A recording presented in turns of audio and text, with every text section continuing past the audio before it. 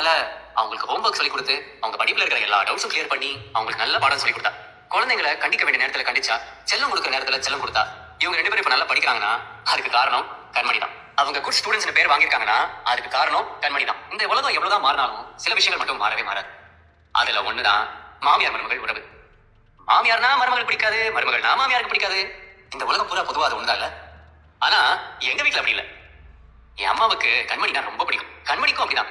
என் அம்மாவை கண்மணி ரொம்ப லவ் பண்றான். அது எந்த அளவுக்குன்னா, சமீபத்துல எங்க அம்மாவுக்கு ஆக்சிடென்ட் ஆச்சு.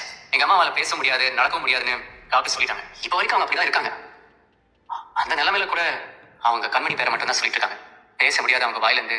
இப்ப வரைக்கும் அவங்க அப்படிதான் இருக்காங்க. அந்த நிலைமையில கூட அவங்க கண்மணி பேரை மட்டும் தான் சொல்லிட்டு இருக்காங்க.